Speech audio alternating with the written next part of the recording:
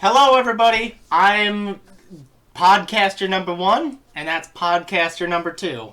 I prefer to go by ProtoMet, but whatever. I prefer to go by Barry, but we have to remain anonymous. After all, this is a very serious matter. Today we will be taking a look at 12 Angry Men. All-time classic. I don't care what anyone... Wait, we're talking about a movie? Guys, sorry, miscommunication. You guys gotta leave. Yeah, get out. Sorry. Get out of here. My bad. Yeah. God, those guys are angry. You can stop throwing stuff. I'm upset enough as is. Just close the door. Just close the door. I can't. It's for effect. Oh, damn it. Alright, yes. 12 Angry Men, the famous black and white film that everybody gets shown in high school. Which is a remake. Which is a remake of a teleplay. A 1954 teleplay, I believe it is. Written by Reginald Rose. And originally aired as part of, I think, Westinghouse Studio One or Studio One. It's a show that's had a number of different names over its 10-year run. Yeah, it was originally broadcast as a teleplay. And that show was originally a radio series as well. Yes, that as well. Kind of a roundabout way I found out that this was even a remake. Because I was watching an episode of The Twilight Zone, I think, Incredible World of Horace Ford. Yeah. I think that's... And apparently that was originally written for this show.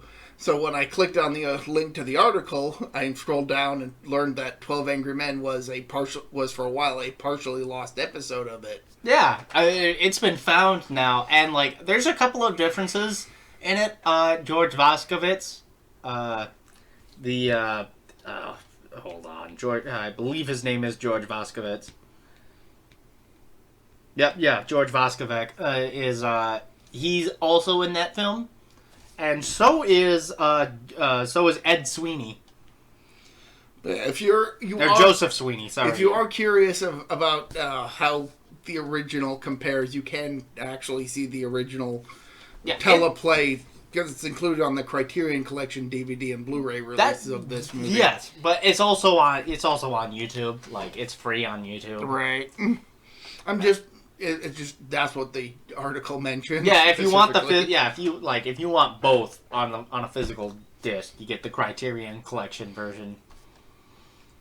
So, 12 Angry Men is a bit different in comparison to a lot of other films, especially the ones we talk about. This is not a plot-driven film, this is a character-driven film. Absolutely.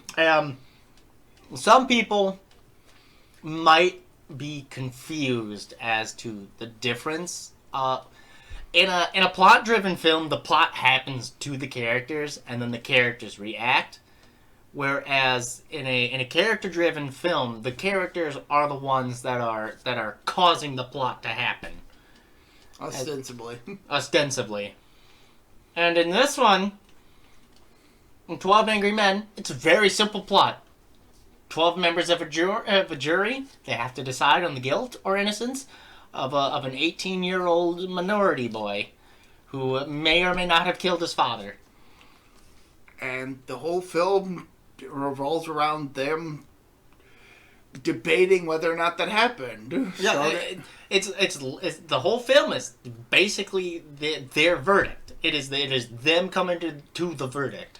And honestly, going into this movie, I was not expecting to like it as much as I ended up liking it because it is surprisingly good. It is a what's the word? It is a shockingly simple film, but is extremely effective. Because it uses basic characters that you would, if you had seen these guys in any other kind of movie, they would be such cliches. You've got the straight-laced banker, the old guy, the foreigner, the sports guy. The bigot. The bigot. But what it does, and this has a lot to do with Sidney Lumet's direction and Reginald Rhodes' writing, or Reginald Rose's writing for these characters, is it takes the basic concept of these characters, but fleshes them out with dialogue. It gives them meat to their characters. These characters don't necessarily change as people, but you learn a lot about who they are. It's never bashed over your head who these characters are. These characters subtly deliver you their character. I would say that there's one character that it does kind of bash you over the head with it, but that's kind of the point of the scene. Yes, that's kind of the point. He is, if it's who I'm thinking of, yeah, his outburst, as it were, later on in the film. Right. But and it's amazing because a lot of these characters, especially the character you're thinking of, Juror 10, by the way, Juror 10, they most of these characters' names are never revealed. Only 2 of them are revealed at the end, but it really doesn't matter what their names are because these are members of a jury. They're supposed to be anonymous. Juror 10 he's a bigot. His character is a bigot. Something that's fairly obvious right from the start. And the way his character goes about in the film is really interesting because he starts off polite and largely amiable. He's largely a nice guy to mostly everyone else. But as the film moves along, you see him getting nastier and nastier as the film goes along. So the plot starts in the courtroom. Just in the not in the courtroom right away. It's a nice long panning shot through the court. The Hall of Justice. The Hall of Justice, as it were.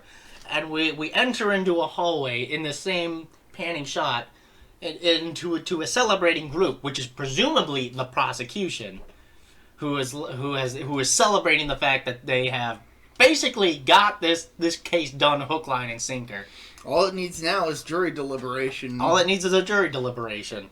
And we finally cut to the courtroom, and we are given no context as to what's happening here. All we know is based on what the judge tells us. Yes. And it's a very effective way of starting the film. We're at the back end of the trial. We're at the jury deliberation. We're given nothing to work with. Everything about this case that we learn are presented from the perspective of the jurors. Exactly. Repeating it to basically fill us, the audience, in on what's going on, while also trying to prove their points. Which is also super effective, because these characters already know the case. They don't need to go over it, but it's specific. They are forced to have to go over it and explain to the audience what goes on. So these characters, they're essentially told by the judge, hey, this has to be a unanimous verdict. It has to be 12-0 either way, and this is a death penalty case. We will not take. We will not accept a plea of mercy. Yes, and so these characters, these jurors, they are sent away to the jury room, and there's a nice little detail here. Regarding the characters, if you watch the characters, these jurors, they're each doing a little thing. Like, some of them will look back at the defendant because they're sympathetic to him, and others just don't. It's all about, you have to. It's a movie that you need to watch at least twice to sort of get all the character from these actors, which is a fantastic cast, by the way. We haven't even gotten to the cast. Henry Fonda is our leading man, as it were, and we've got a couple, and the rest of the cast is largely character actors or actors that are very famous in other things. We've got Lee J. Cobb, who has been on this podcast before. He's the detective in The Exorcist. Yeah. Interesting thing, going into this movie, I had to just outright ask, okay, how many actors in this movie aren't in the Twilight Zone. Yes. So Turns out only 5 actors were actually in the Twilight Zone, but they were all recognizable. So that's so a lot of these actors we actually would have recognized in other things. For example, Juror 1 is Martin Balsam, who his other very famous role is he's Detective Arbogast in Psycho. He's the one who gets killed on the steps. Fun fact: I had actually, I think the very next day watched an episode of the Twilight Zone that he was in. Really? Yes. Which the new exhibit? Oh, he's really good in that one too. Yes. Unfortunately, it's part of season 4, which is full of long episodes, which at times feel drawn out, and this is unfortunately one of those episodes. But he's good in it. Yes.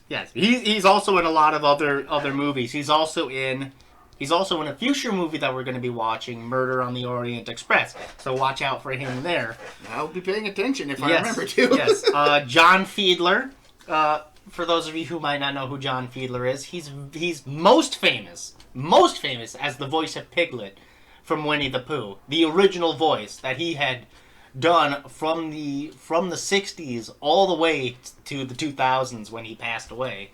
He was doing that job for like decades, and he was very good at it. Lee J. Cobb, who we already described, juror number 3. E.G. Marshall, juror number 4. He's in a lot of things that we recognize. I remember him most from Creepshow. He's the neat freak. He's the neat freak from the last story. You kind of have to remind me who he is, and I was like, okay, now I know who you're talking about. Yes. He looks a bit different because he's older in that. He's older in that movie, and they also... But when you say that, I was like, oh, yeah, now I see it. Yeah, he's a bit older, and he's got, like, a wilder haircut. He's a very, very good... he's a very good actor. He's also the president in Superman 2. Juror number 5, Jack Klugman. He's in a lot of things. Few episodes of the Twilight Zone, but I think the one role that he played that I know both me and VJ recognized him immediately from was as Oscar Madison from The Odd Couple television series. Yep, he is Oscar Madison from The Odd Couple. He is also he was also a guest star on The Defenders for a while. Juror number 6 is Edward Binns. He wasn't in a lot of stuff. He was in North by Northwest and Judgment at Nuremberg, but he was also in Patton. He was more of a background character actor, but he had a largely very good career on his own. And Binns probably has like the fewest lines in the entire movie. Juror number 5. Or 6, juror 6, sorry. But he's very good. Jack Warden is juror number 7. He's the sports guy, as it were, and he's in a lot of movies. He's super successful. He's gonna be in another later movie that we're in, also an Agatha Christie movie, which is Death on the River Nile. He plays like a psychiatrist in that one. Henry Fonda is juror number 8. Joseph Sweeney, he was on the back end of his career. I believe he was largely a stage actor, and he was in the teleplay, and they brought him back for this one. He's one of two actors that was brought back from the teleplay, which is him and George Voskovec. Ed Begley, a very famous actor. His son is also equally famous, Ed Begley Jr. Famous for having an evil vehicle, too, according to Futurama. the headlight from Ed Begley Jr.'s Winnebago or something like that.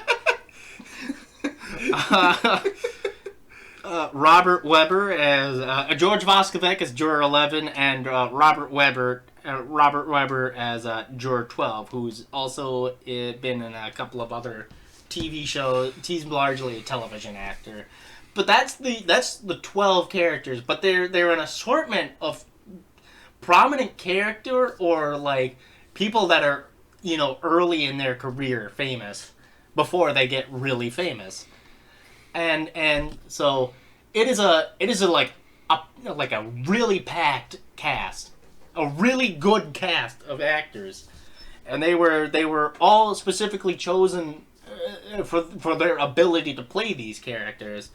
So we see these characters enter the courtroom, and it's a little bit of banter. They're having a bit of banter with each other. We're getting introduced to these characters. Like Jor 10, the later to be discovered to be the bigot.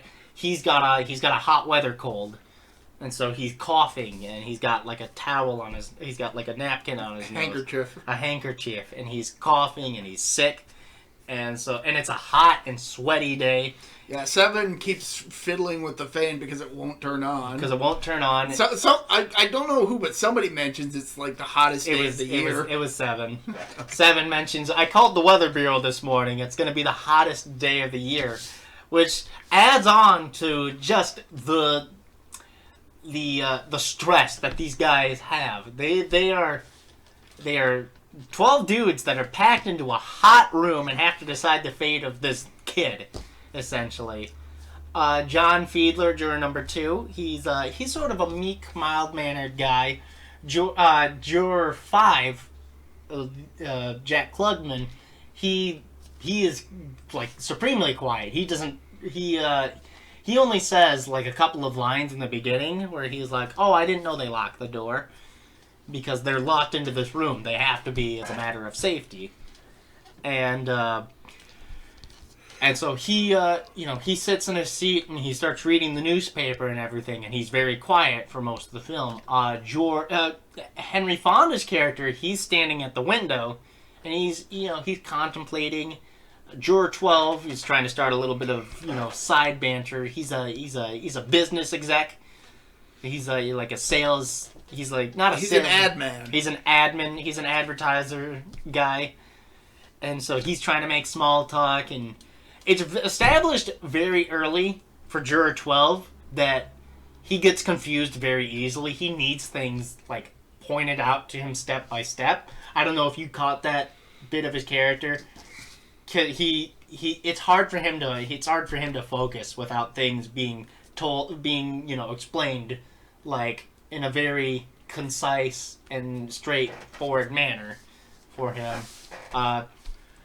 Juror 1 is our he's essentially our foreman. He's the head of the group, as it were. He leads the jury process, and he's pretty nice.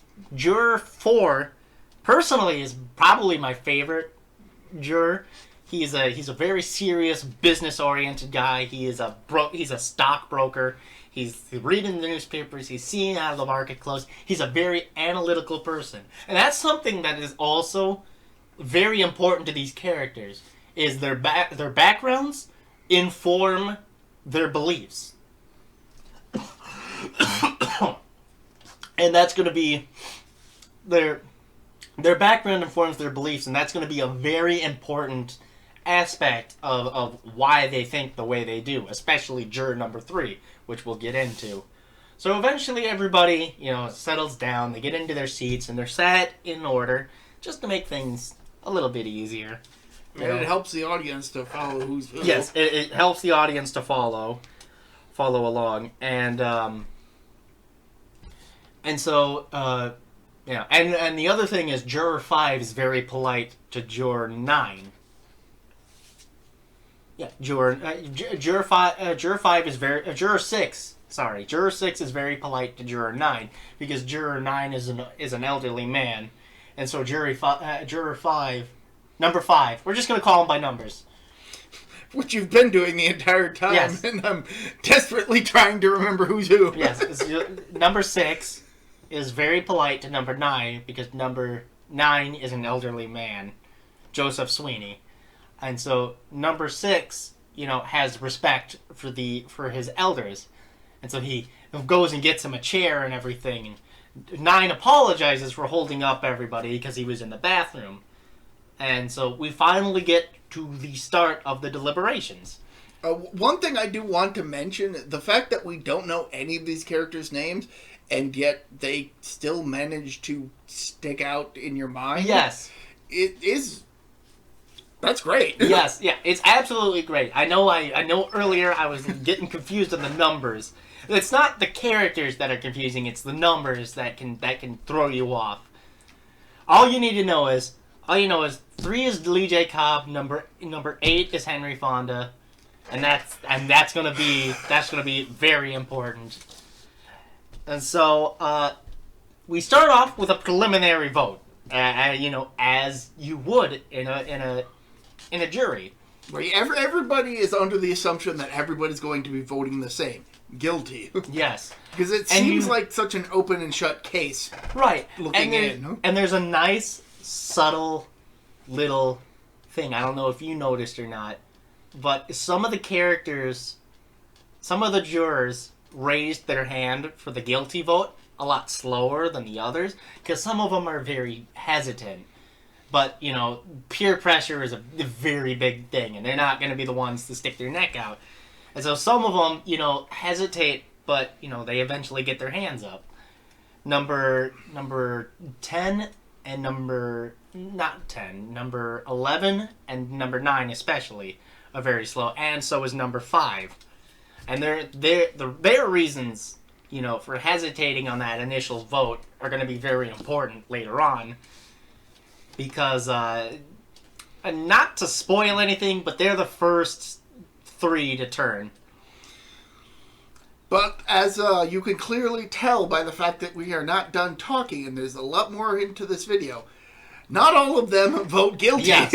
Number 8 doesn't vote. And here's the important thing. Number 8 never says the boy is innocent. He's the very first vote for a not guilty verdict. And when he's pressed on this, they're like, "Oh, great. Well, what do we do now?" And he's just like, "Well, let's just talk about it, like we're supposed to." And number 7 is going to be the one that everybody dislikes, because he's not taking this seriously. That is the first thing you get to know about this character. He does not give a shit about this jerk. He wants it done and over with because he's got tickets for the game for the night. Yeah, he's got tickets to a baseball versus a New York versus Cleveland game, the Yankees versus Indians. And he just wants this trial to be done as soon as possible so we can go to the game. And so he's the first one to be actually annoyed, whereas 10 is sort of like, "Oh, there's always one. There's always one." He's like, there's always one fucking kooky guy. But 7 is the one that actually presses him, and 3 actually kicks it off with "Do you really think he's innocent?" And 8, Juror 8 is very important here. He says, "I don't know." Because this movie is not about... That's one thing you're going to learn about this movie. It's not about whether the boy did it or not. You will never get that answer from this movie. Spoiler alert. You're never going to get that answer from this movie. It's about whether or not they believe that there's enough evidence to put him in the electric chair. Reasonable doubt. A reasonable doubt. This movie is about why people make their choices and the concept of reasonable doubt. Which is why it is taught in high schools in law classes and stuff like that. It's a very important film for informing people about the importance of jury duty and the importance of reasonable doubt and why stuff that happens earlier in our lives may inform our choices on the matter. So juror number 8 isn't sure. He doesn't know. What he does know is that he just wants to talk about it. He's not saying that the boy is innocent or that he's guilty. He's taking a more pragmatic look at things like, hey, let's at least just talk this out. I mean, this is a boy's life. This is somebody's life we're talking about. We should be, absolutely sure that he did do it before we before he claimed guilt. Exactly. And so, the early on in the film, very early on in the film, so we have, it's a very simple, not, what's the word? Not struggle, conflict. It's a very simple conflict, and it's one of the most simple conflicts that you can have in a movie. Two diametrically opposed issues, guilty or not guilty, and it's what brilliantly makes this film so intense is because these people do not have the ability to have any other option. They have to choose. So 8, is like, well, let's just talk about this for a little bit. We're talking about a kid who's 18 years old. Whether or not he was accused of stabbing his father in the chest with a very distinctive knife. With a very distinctive knife, and with 2 witnesses. That later gets explained that there's 2 witnesses to it, supposedly. And he's just like, listen, why don't we just take an hour, let's just take an hour on this, and let's just talk about the case. Let's talk about, everything. And eventually the group decides, because 12 actually has a great idea, even though he's a bit distracted. He doodles a little bit to, keep his mind focused. But he suggests, why don't we go in order? And, let's... Each person giving why they think the boy is guilty. Right. To try and convince 8. Now, the thing is, and Juror 1 is, amiable to this. Now, Juror 1 never explains his reasons, but he's largely just the foreman. He's just trying to get things going. So he asks Juror 2 what his thoughts are. And Juror 2's, thoughts, they're very reasonable. A lot of these guys' thoughts, are reasonable on the surface. He thinks he did it, He throws number 2 throws in the line, well, nobody proved otherwise. But juror number 8 astutely points out, nobody has to prove otherwise. The onus is on the prosecution to prove beyond a reasonable doubt, that he did it. Number 3 lays out the case very easily for everybody. He points out, that for the sake of this point in the movie, he's the bit of exposition. Yes. To get the audience up to speed. Up to speed. There's the word. Yes. I don't know. I was going for up to snuff, which is not the way we're. Basically, what he's saying is, time and date for everything sort of fits. The father and son had a fight. The son left. He came back later in the night, and the old man who lived down the stairs, which is one of the first witnesses, said he heard the boy yell out, "I'm gonna kill you," in quotations. Then heard the body fall on the floor above. Heard the body fall on the floor. Heard somebody running down the steps, got to his front door, and saw the boy running down the steps. Now that's a pretty clear-cut case, right? The number 4 then further goes on saying that because the boy's excuse is that he went to the movies, right? But he couldn't recall the name of the movie or who was in it. Yes, and it's also explained that the boy bought a switchblade knife earlier on in the night and showed it to his friends, and then the boy claimed it fell through a hole in his pocket, which is, a very convenient excuse. But we don't really get any details on that. We just have to accept it as that's his defense. And the juror number 4 says, I don't believe he went to the movies because he can't remember the name of the movies. And number 8 points out that, yeah, because his father was dead in the room next to him, and the cops had thrown him down a flight of steps. He was under extreme duress. Number 5, shockingly, he passes. He asks if he can pass, because he's very meek, very mild-mannered. He doesn't want to say anything. Number 5 becomes very important later on in the movie. But right now, he's just going with the flow. He's very much somebody who just wants to recede into the background. He wants to be a background player. Number 6 talks about motive. He says, well, the boy is like the only one who had a motive.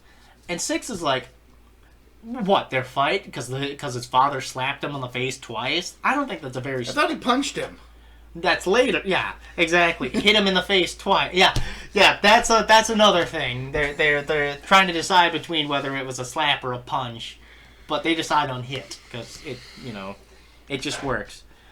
But he says, that because he got hit in the face twice by his father. Number 8 says, I don't think that's a very strong motive. Number 4 cuts in and astutely points out, like, hey, that could have been the breaking point, Everyone has one. And what I like about juror number 8 is that he doesn't have a defense for this. Because it's a good point. You can't deny that it's a good point. And 8 is the opposite of 3 in this movie. 8, is willing to concede on good points. And later on in the movie, 3, minor spoiler, 3 becomes our de facto antagonist. He's not a bad guy, but he is the most strong-willed of the guilty votes.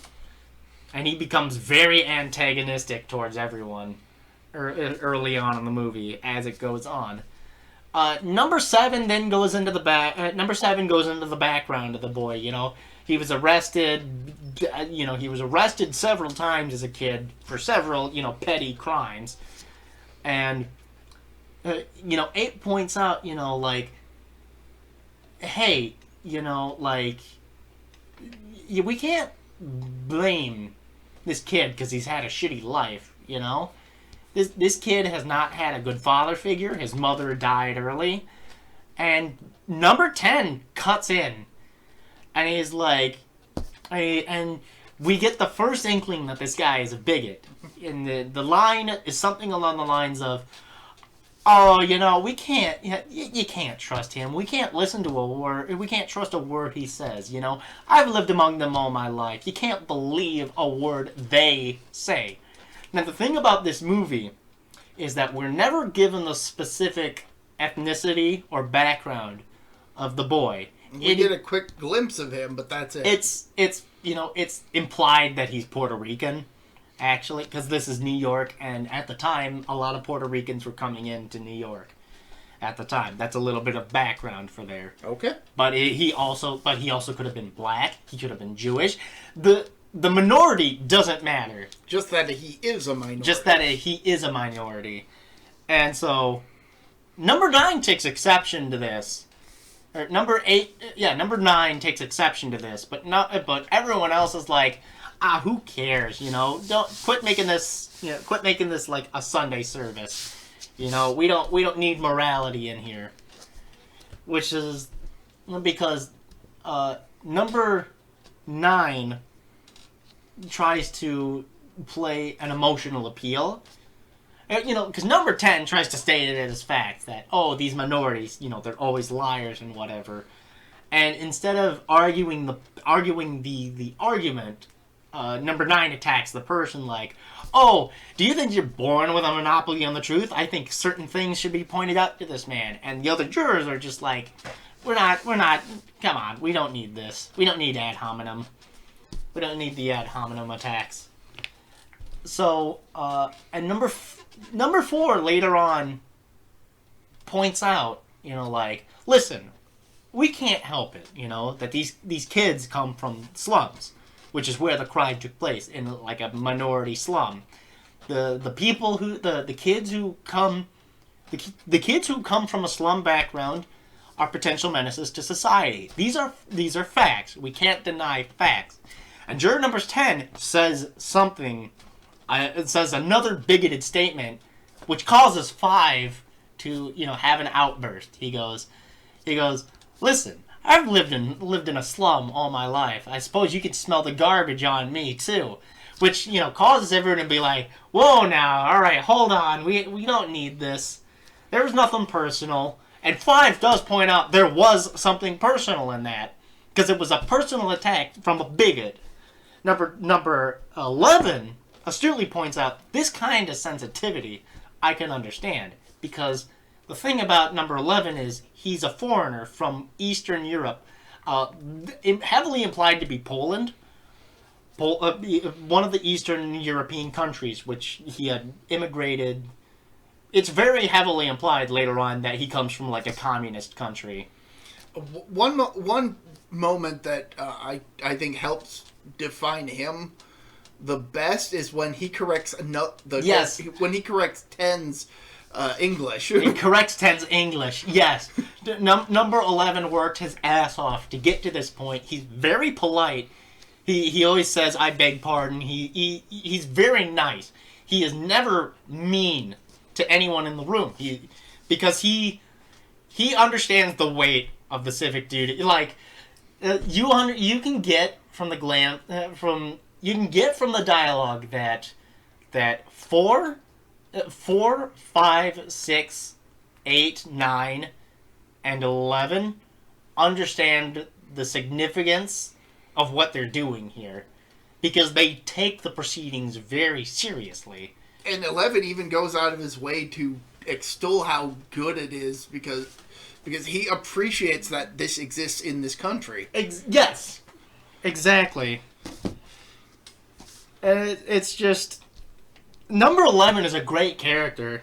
You don't get to know a lot about their backgrounds. You get to know their jobs. 3 you get a lot of background on, because 3 goes right before 5. Right before 5's outburst, 3 goes into a big, long-winded speech. Where he's like, "It's these kids, the way they are nowadays. No respect for their parents. Back in my day," he's one of those people. "Back in my day, I used to call my father sir. People don't think it's these kids." And he goes on to talk about how, like, "Yeah, I got a kid myself, 23 years old. When he was 16, we had a fight because I tried to the long and short of it is that juror number 3 tried to extols toxic masculinity onto his kid, and his kid fought back, and they had a big fight, and he hasn't seen his son for a while. He's very bitter, and we can now say this is what drives him. Earlier on in the film, he says, "I've got no personal feelings about this case. I just want to talk about facts." Number 3 is very vested in this case, because he's still bitter about his kid, and this kid in this case about a son stabbing his father. He feels very personally invested in the case, which is a great touch for the movie. It drives him why he's so antagonistic for the rest of the film. But they go to number 8, right? And there's a great little touch right before 8 explains his stuff, where 10's like, "What the fuck are we doing here? Aren't we the ones who were trying to convince him?" And number 1's like, "Well, we said we'd go around the table, right?" And 10, he drops like his first like real sense of rudeness, where he's like, "Oh, stop being a kid, will ya?" And 1 takes offense to that, because 1's like, "What the fuck, guy? I'm just trying to fucking make this thing organized. If you want to take over, take over." Yeah, and everyone else is like, "Whoa. Calm down. You can keep going." You're doing fine. Just don't take it so. Don't be so sensitive. Don't listen to this guy. Don't listen to this guy about it. Don't be so sensitive. You're doing great. One thing I will say about 7 is he uses a lot of sports puns. Like I said, early on in the film, you get the sense that he does not give a shit, and he's just here for jokes and trying to get through it as fast as possible. And, and early on in the film, a lot of the other characters are very amiable to him. They like his jokes and stuff. But he really starts to grind on people's gears as the film goes on. Because the longer this jury process goes on, the more seriously everyone's taking it. So 8, essentially... I forget what his argument early on was. I believe his argument was about the knife. His argument was about the knife. Oh, let's bring the knife in here and examine it. Now the whole point of this scene is to establish that this is a very distinct knife. As far as anybody's aware, it's the only knife of its kind, and even the person who sold it to the kid said that it was the only one he'd ever seen of it. Right, and this caused. So Juror A's argument is a very sound argument, mind you. He's not saying that this is what happened. That someone with a similar knife, they're the exact same kind of knife, came in and stabbed the father. He's saying listen, it's possible. It's possible, and everyone else is saying it's not possible. There's only one of that knife, not another. Which causes juror number 8 to present an exact knife just like it. That he got from a pawn shop. Now, lawyers and law experts will astutely point out that this is fucking illegal. This has poisoned the entire jury, and juror number 8 would go to jail for something like this, for committing his own, investigation. Because it is facts not presented.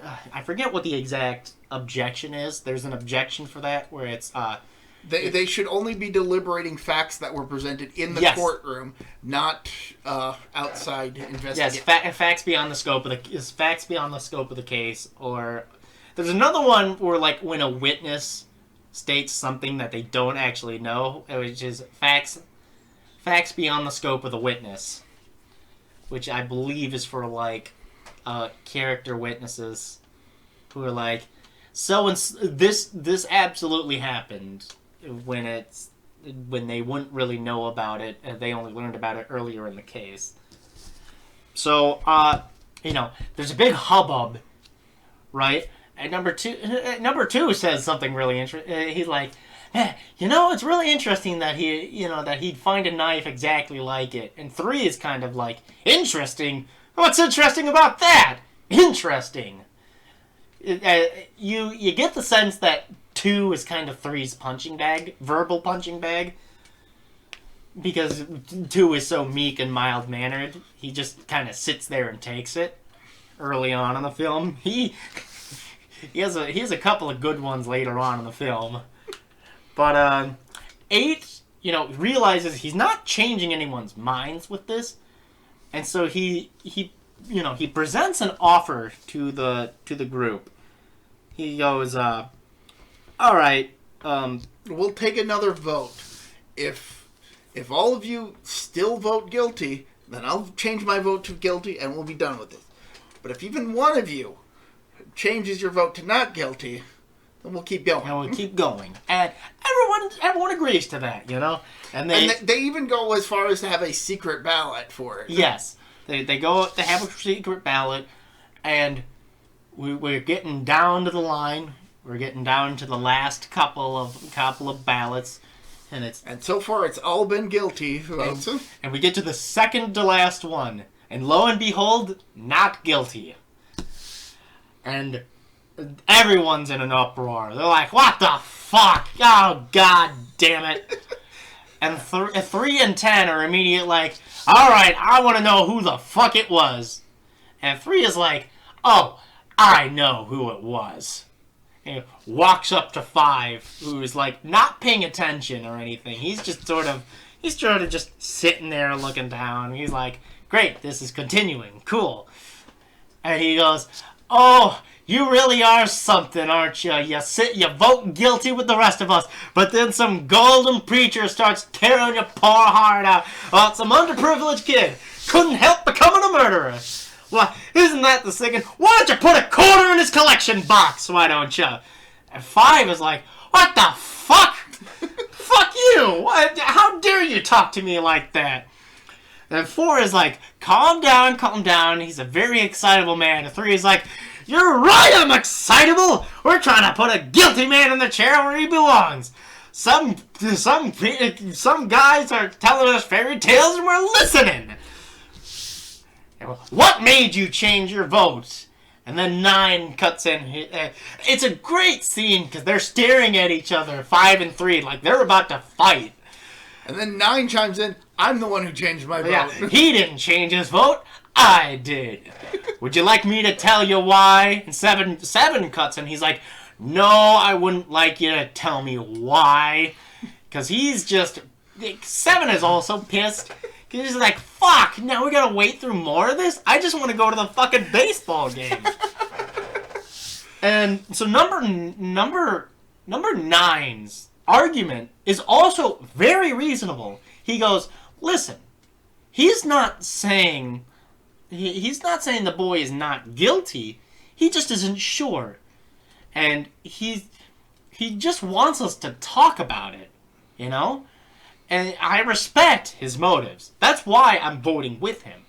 I don't think... Now, on the surface, the boy looks guilty. But if we dig a little deeper, and then 7 gets up out of his chair and goes to the bathroom, because he's fucking sick of this shit. He doesn't care. And, like, number 8 tells number 9. And that's a very good line in this movie. He says... He's not listening, and he never will. He astutely points out 7 doesn't care about anybody's argument. He just wants this to be over.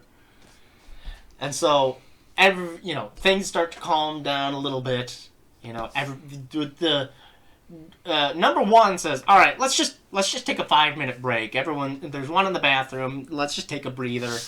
The fumes are running a little high at the moment. Everyone's getting a little angsty right now."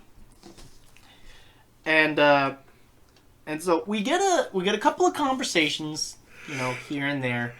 And number 12's, talking about how he's an ad exec and everything, and he's talking about how in a boardroom, stuff like this happens all the time. But there's always a couple of people that have this weird turn of phrases, like, "All right, men, let's run it up the flagpole and see if anyone salutes," right? And we also learned that number 11 is a watchmaker, with very stereotypical, like, Eastern European, like, occupation. How appropriate that the last podcast that I was involved with involved watches. In a very roundabout sort of way. Yeah. Number 3 doesn't apologize. He doesn't really apologize to number 5. He's just like, I didn't mean to get nasty there. I'm really glad that, you're still voting guilty with the rest of us. And 5's not accepting that. He just walks away because he's like, fuck you, dude. You're an asshole. And number 5 later does change his vote. This is not much of a spoiler here. This is how the movie is gonna go. Yeah.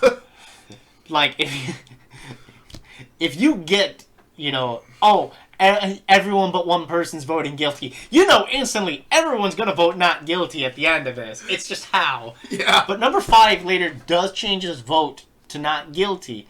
And it is implied, because of the hostility he gets from 3, he changes his vote out of spite. And because he does have a reasonable doubt, but also because, fuck 3, dude. Dude was rude to me because he thought I changed my vote. I'm actually going to change my vote. 3 causes a lot of the problems that, the guilty voters have in this movie. Not all of them. All of them. There's still 10. There's still 10. There's still 10. 10's a giant asshole. 4 is like the most reasonable out of all of them. And even he has his blind spots. But they're not character flaws. They're very reasonable character flaws for who he is. Like I said, he is an analytical sort. Number 9 is the opposite. He is a very emotional. He sees people. He reads people, whereas number 4 analyzes the facts. That's the main dichotomy between those two. So we get a nice scene in the bathroom where Seven's dicking around. He has a nice cigarette flip that he does. It's actually kind of impressive.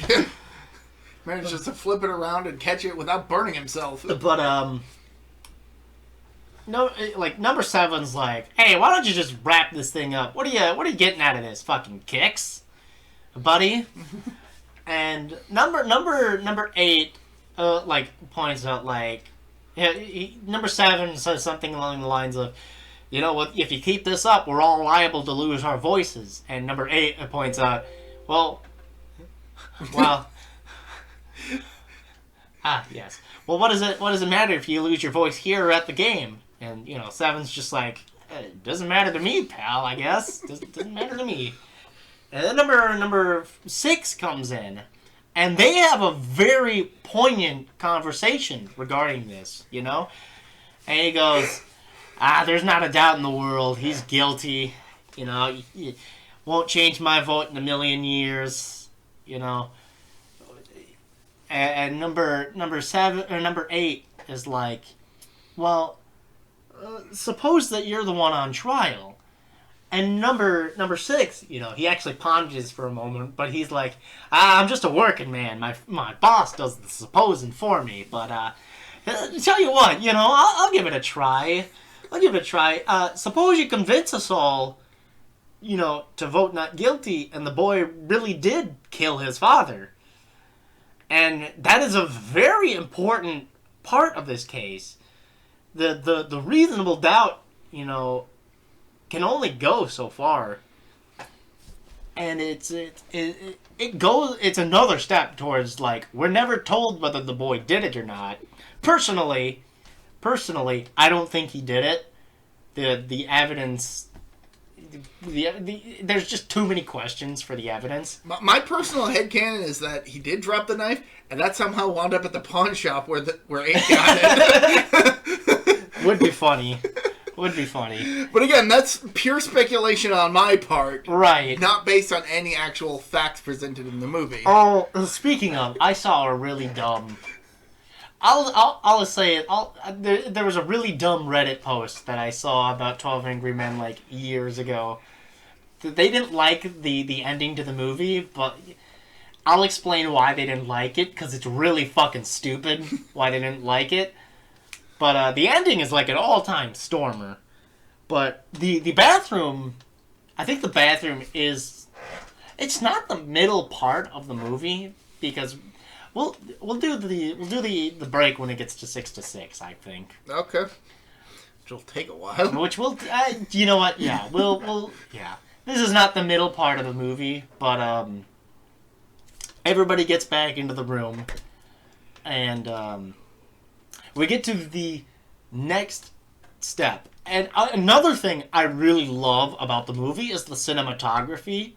So at the beginning of the movie, we get like a very outsider's perspective. Everything is above.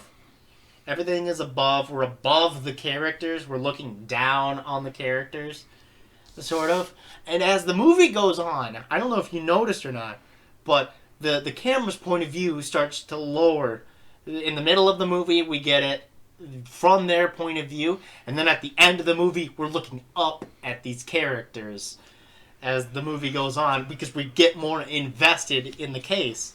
This becomes more personal for us, the viewer, because now we're late in the stages. We're at the end, and we are with these characters to the end. Whereas at the beginning, we're like, all right, we're just watching these characters here, you know? We're watching these characters, we're seeing how they are, you know? They seem like pretty cheery fellows, and we'll see how they vote and everything. It gets more intense as the movie goes on, and it's a great effect. It's a very subtle effect, too. Very subtle cinematography. And mind you, the majority of this movie takes place in one room. It is this is a dialogue movie. This is a movie of dialogue heaven. That's all you get in this movie is dialogue.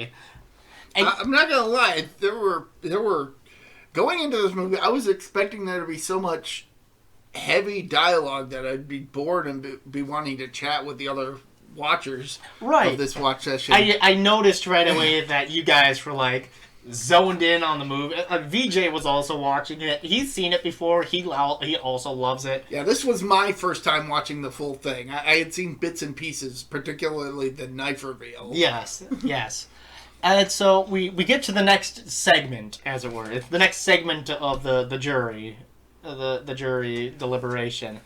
And number 3 goes, all right, so it's established earlier in the movie that there was another witness to the case. Somebody, this woman, who had looked out her window and saw through the passing L train, passing 2 windows of an elevated train, which they call the L, in New York, which was stated to be empty for reasons explained by the train company. Yes, they were moving it for storage purposes or something or another, and they established that you could see through those last 2 windows, and that this woman saw the murder happen, and then she telephoned the police. And that the old man also heard, "I'm gonna kill you," and the body hitting the floor through the window, because he had his window open. Now, this piques number 8's curiosity. And he goes, all right. Let's tie these 2 pieces of testimony together. That this woman saw the murder happen between the two windows, last 2 windows of an elevated train, and that the old man heard the murder happen, heard "I'm gonna kill you" at the same time. Now, there's a great spot where he starts to talk, right? And then he looks over and he sees 3 and 12 playing tic-tac-toe on 12's sketchboard. And he gets fucking mad and he rips it up and he's like, "This isn't a game." And 3 takes it, the 3 is like offended. It's not a game. What? Who does he think he is?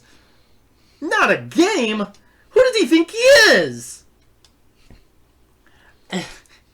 So 8 goes and explains, all right. How long do you guys think it would take for an elevated train to pass a given point? Say the old man's window. And everybody, agreed 10 or 12 seconds. So let's say 10 seconds. So the explanation is, if the train is very loud, it's deafening. So if the train is going by just as the woman sees the murder, how can the old man hear the words, "I'm gonna kill you,"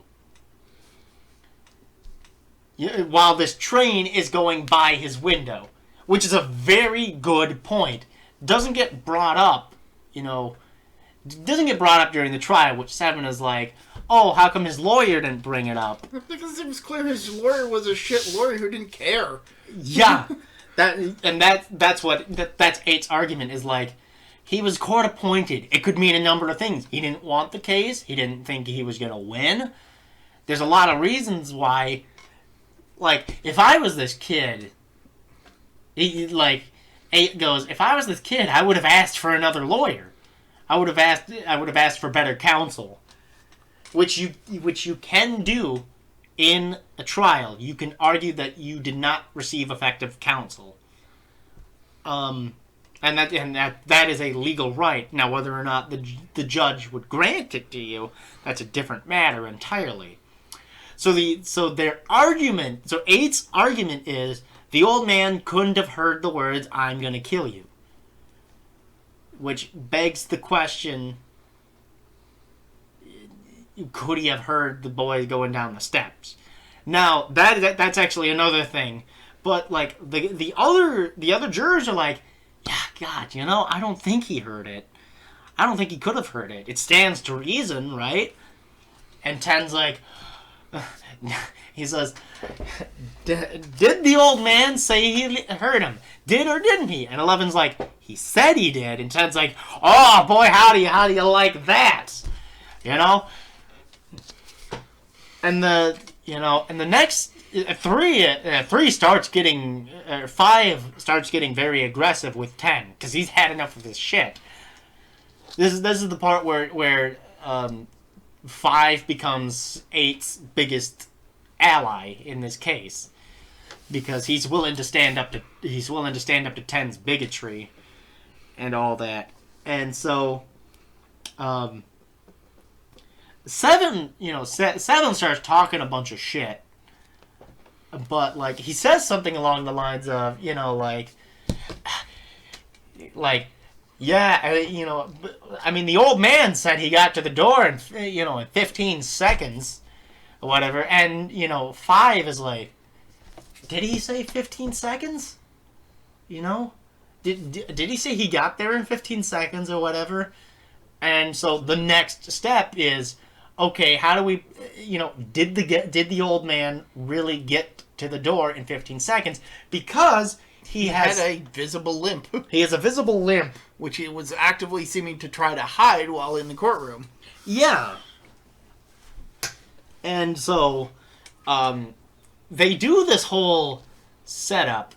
They get the diagram of the apartment and everything. And number 8 is like, I want to see if the old man who, had to drag his leg because he had a stroke last year could get to his door in 15 seconds. And that's why they're getting the room diagram. The room diagram that they have is from the apartment upstairs, which is where the murder took place.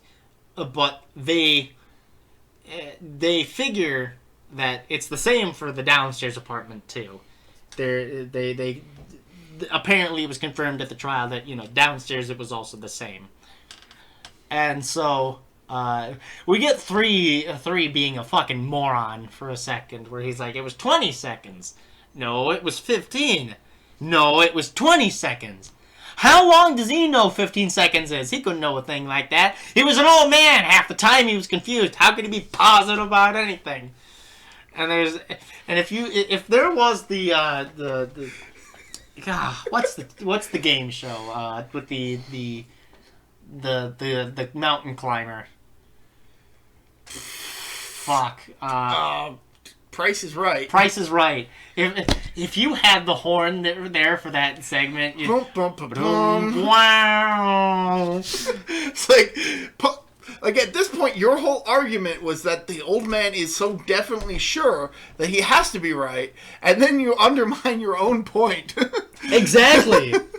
It was. Yeah, one of 3's not so brilliant spots, but it's a great dichotomy between 8, because when 8 has a good point argued against him, he surrenders the point.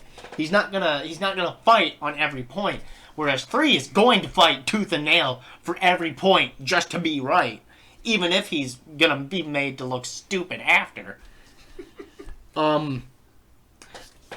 So 8 does this whole thing where he walks across the room, because the room's just big enough to be 100 feet back and forth, whatnot, and he walks with a limp, and juror 2 has a second watch, has a hand watch that goes with the second, and as it turns out, 45 seconds is what it would have taken. And so number 8 goes, here's what I think happened. old man heard the body hit the floor, heard somebody running down the steps, got to his door as fast as possible, and assumed he saw the boy, which is a reasonable take. But number 3 is like, assumed? Man, this is the biggest fucking joke I've ever heard. There's no swearing in the movie, but, like, this is the biggest fucking joke I've ever heard. I think there's, like, light swearing. Like, as much swearing as you could get away with in the 50s. In the 50s, yeah. You know, this really takes the case. You know, like, what's the matter with you guys? You all know he's guilty. You're letting him slip through our fingers. He's got to burn. And Ace, like, he's got to burn? What are you, his executioner? I'm one of them. And he, 8 dresses down 3, and he's like, you've come in here like a self-appointed avenger. You don't want to see this boy die because of the facts. You want to personally see it because of feelings. You're a sadist. And 8 is like, oh, fuck you. I'm gonna kill you. And, you know, he has to be held back and everything. And Juror 8's like, you don't really mean that, do you? And the reason that's significant is because earlier on in the movie, number 8's like, earlier 8 has the argument, okay, supposing that the old man did hear it. How many times have you told another person you want to kill them, but never did? Exactly. And so, like, number 3 realizes, fuck. And he just goes away. And the security guard, the bailiff, comes in because he hears the scuffle, and he's like, "Everything all right?" And it's fine. And the foreman's like, "No, just a friendly little discussion is all. Just a friendly little discussion is all." So, it's at this point I think we're at the halfway point. So okay. let's pause here for now. What do you think of this movie? I thought it was like I said, it's not a genre that I am particularly fond of, and going into it, I thought I would be bored, but I was surprised to not be bored. I was pretty invested in the whole thing from start to finish. So for me, it's a 10 out of 10 movie. It's like it is like a movie version of the American classic. The great American movie, as you know what I mean. Like, there's the great American novel, which is stuff like Uncle Tom's Cabin, Tom Sawyer, not One Flew Over the Cuckoo's Nest, To Kill a Mockingbird, yada yada yada. Like those innately American movies that define our culture. I think 12 Angry Men is like a great American movie. I give it an 8 out of 10. Like I said, it's not a genre I'm particularly a fan of. Right. But I do feel that this is a standout. I think there are movies that I prefer over this, but it's incredibly solid for what it is. It is not going to be everyone's cup of tea, but it is an important milestone that I think of film that everybody should see at least once. I do have 12 Angry Men in my currently worked on 100 films you should see.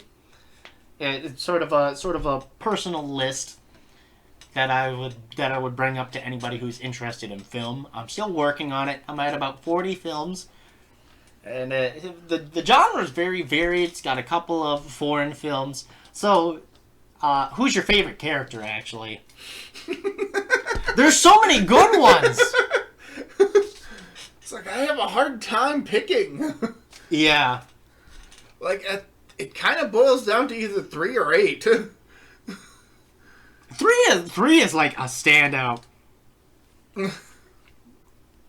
Now, when I say favorite, I mean they are good characters, not that they are good people. Mm-hmm. We actually had a conversation this morning about characters that are objectively bad that you're not supposed to like. Yes. You're not supposed to identify with, like Tyler Durden or fucking Rick Sanchez. No, genuinely. I'm pretty sure I've said this on an earlier podcast. If you are if you know someone who identifies with Tyler Durden, Tony Soprano, Rick Sanchez, stay the fuck as far away from them as possible. Because that is a giant red flag that they are not good people. Yeah. It's like, I like Rick and Morty, but I will openly admit that Rick Sanchez is a huge douchebag. Rick Sanchez... To put it nicely. Yeah, that's the nice thing. Yeah, that's putting it nicely. Tony Soprano, not even aside from the fact that he's a mobster, which already is a giant red flag, he is a manipulative, sociopathic asshole who murders people just because he's angry. Again, great characters, not good people. Not good people. Tyler Durden. Need I say more? He isn't even real. He isn't even real. But people...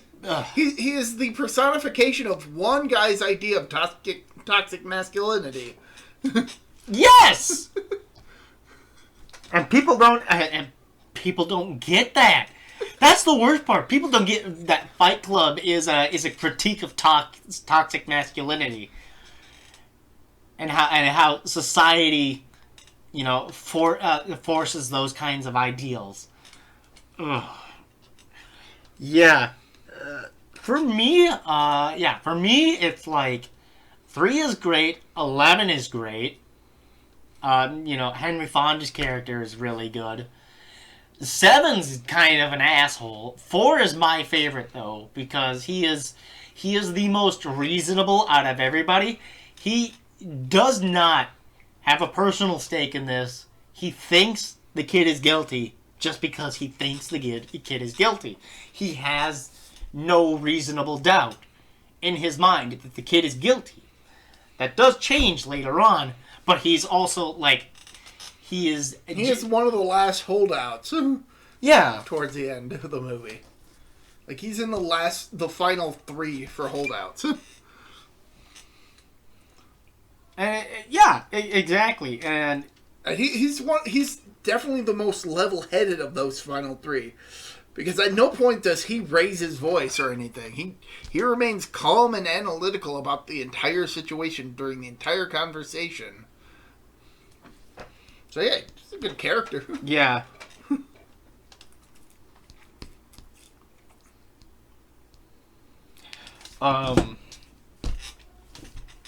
Yeah. What was your favorite scene? I mean, the one that stands out is the knife scene. The knife scene's really good. It's a really defining moment to the point where it was, the one scene I actually remembered from what little of the movie I had seen. Yeah. We also forgot to mention that number 5 changes his vote at this point. He at this point in the movie, number 5 changes his vote to not guilty. Number 5 is also a solid character. A solid character. Oh, God, my favorite scene would probably... There's a couple of them later in the movie that are just barnstormers, but I think the ending is probably the best. That final monologue from Lee J. Cobb should have gotten him a goddamn Oscar. Yeah, it was really good.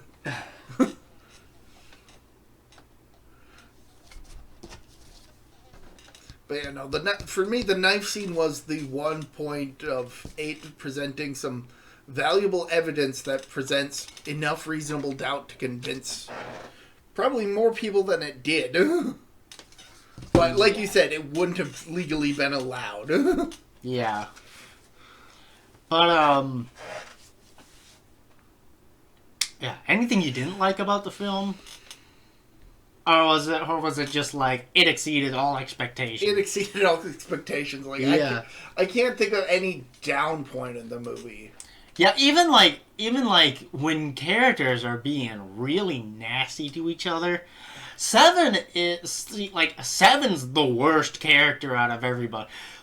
3 has a Freudian reason for why he's doing what he's doing, but and 10 is He's the bigot.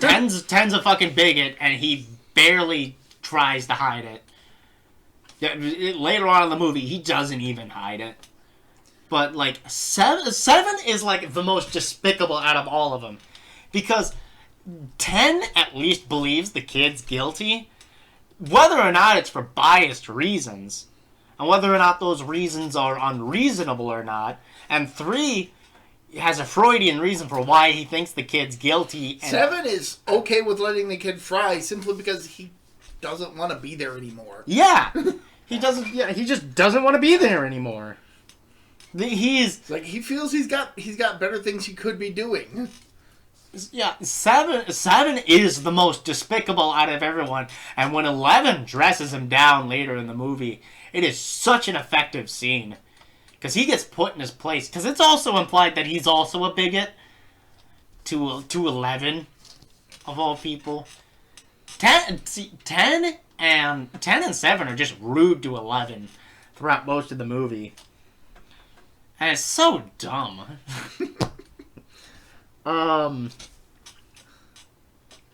Hold on. Any suggestions? Recommendations? Yeah, I'll let you lead off, if that's okay. Have I done RimWorld in the past? I don't think I've done RimWorld. No, it doesn't sound... So RimWorld is a science fiction colony management simulator that was developed by Ludion Studios, I believe is the name. They recently just came out with a new expansion. I talked about that in my Discord server recently. So essentially it's similar in the vein to something like Oxygen Not Included or Going Medieval or like any of these other like colony simulators where you start with like a group of people and you build your base and you defend it from hostile forces and you basically do whatever in the game. But there's 4 DLC so far. There's Royalty, there's Ideology, Biotech, and then there is Anomaly, which is the horror one, the most recent one, which allows for shit like The Thing, or Close Encounters of the Third Kind, or The Blob to fucking happen, or the Cthulhu Mythos to fucking happen in the game. It is like a full-on horror mod, right? It's really cool. I haven't started any of the horror stuff yet, but it's fun because with Ideology especially, you can create your own like religion or philosophy or whatever. So you can literally turn your colonists into like nudist cannibal drug lords. That I am not joking. That is a legit thing. Or you could turn them into like communists. You could literally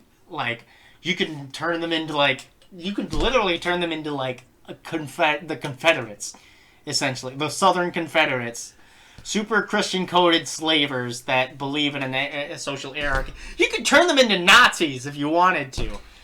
Like you could make the most fucked up, horrible people for shits and giggles. Or you can do stuff like we're a very community-minded, charitable people that, that think, cutting down trees is terrible and we live in tunnels. And we also like ranch animals and we don't grow plants or anything like that. There's so much you can do with that stuff. But it's also very sci-fi coded. Where like you can start your colony off as like a tribe with like Neolithic technology, or you can start in like an industrial era community where like we've got like guns and we got pistols and shotguns and shit, and as the game goes on you can eventually evolve your colony into like we got fucking space lasers and we got like a triple rocket that's like one use only because it's so massive it fucking blows up whenever you use it. It's so fucking dangerous. It's like a 3-headed rocket, right? And you use it once. It's really fucking funny. But But then there's shit like, oh, you've got like the Borg that show up and they can kill off your colony, or they can bombard your colony with like artillery, and then you've got shit like the Zerg that are just like an insectoid hive that just crops up every once in a while, and they're super dangerous, and they can kill your fucking colony. And like the thing about RimWorld is like, oh, it's not a matter of, I mean, there are difficulty settings and whatnot, but it's not a matter of how long it's not a matter of like if your colony survives, it's for how long it will survive until it's destroyed. It's such a good game. It's such a good like colony simulator. You can do a lot of stuff in that game. You can travel and start build other bases and whatnot. It's just brilliant. I do apologize for yawning so much, but we are recording this pretty late in the day. Yeah. So yeah. I'm kind of a bit tired. Go on, if you're... That's about it. Because like Royalty is probably the worst out of all of it. It doesn't really add much to the game. It adds like royal titles and stuff, and adds like a shattered empire to the game. That's sort of like the overarching, not foes, but like they're the big guys. Because you're just a colony. You're a little guy. There's other factions in the game, and you can add as many factions as you really want to do. There's like pirate faction. There's yada yada yada. But yeah, ideology is probably the best out of all of them. It allows you to like gain buffs for being like terrible fucking people, like nudist, cannibal, fucking drug lords. Biotech was a big expansion because it adds aging to the game, so your characters can now give birth to kids. And they give you the next generation, and then you can also turn them into like cyborgs and whatnot. And there's also like different races of human. The regular humans are called baseliners, but then there's also other races of human that have buffs and debuffs. There's one that's like, oh, we're really good at combat, but we're fucking shit at everything else. And then there's another one that's like, oh, we're really good at being smart and social and being doctors, but we're also terrible at combat and we can't really do anything with animals or plants and stuff like that. And Anomaly is the new one, which adds the hard aspect. And I haven't tried it out yet. I'm taking my time. I'm not quite ready for it yet. Okay. So let's go ahead and give it to you. Digimon Adventure. Yes, of course. I recently had finally gotten around to watching the movie Digimon Adventure Last Evolution Kusuno, and it just reminded me of how great Digimon Adventure was back in the day, back in the early 2000s. Mm-hmm. And watching the movie, it was like watching a bunch of kids grow up into adults. Like, it was like that kind of nostalgia blast for me. So that convinced me to finally pick up the show on Blu-ray with the Japanese language. So I've been rewatching it, and it still holds up incredibly well. So the premise is that a bunch of kids at summer camp get snowed on and then get sucked into a parallel world inhabited by digital creatures called Digimon, or digital monsters. And they've basically got to survive in this digital world with the help of their Digimon partners and try and figure out why they're even there and how to get back home. Yeah, it's a really good series. Like, I would this was definitely the result of Pokemon's popularity. Yeah, didn't they both come out at like the same time, or the virtual pets that inspired it came out after the first Pokemon game. Gotcha. Okay. But I think I had become aware of Digimon before I became aware of Pokemon. Yeah. But the anime Digimon Adventure, which released in the US under the title Digimon Digital Monsters, didn't come out until after the Pokemon anime had already started. Gotcha. Was it after that was after the Johto arc, right? Or is that? I don't think they had gotten to Johto yet. Or was it? Sorry, Kyoto. Kanto? Kanto. Sorry. Yeah, Kanto, the first generation. Sorry, Johto was like 2003 or something like that. No, I'd say late 90s, early 2000s, because that was just Gen 2. That was before the Game Boy Advance, so... Wasn't Gen 2... Gen 2 was Silver and... Gold and Silver. Gold and Silver, but that still took place in Kanto, right? Only if you beat the Johto portion of the game. Because you start off in the Johto region, and then after you beat that, then you have the whole Kanto region to explore. That's right. That was one of God, I forget his name. How could I forget his name? The former Satoru Iwata. That was one of Iwata's things that he did. I remember he did that for Gold and Silver, and he also did that for Ruby and Sapphire, where he was like, "Listen, you guys, you have enough space. Fit the extra region in there. Listen, I'll do it myself. And I will help you do that. I will help you do this." And that's why Gold and Silver are perhaps the best Pokemon games in that regard. Yes, like the first four. I'm pretty sure the first four generations of Pokemon are considered like the golden age of Pokemon.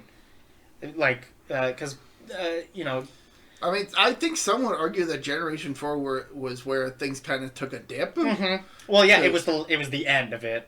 I think Gen 3 was where the Pokemania had finally started to die down. Yeah,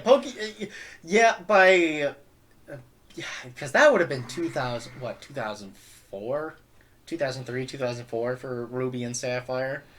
We're getting way off topic here. I know Pokemon Pearl and Sapphire came out like in 07. I know they came out during the DS. Which is weird because they're in different generations. Sorry, Diamond and Pearl. Sorry, Diamond and Pearl came out in 2007 or so. But Digimon was Digimon came out.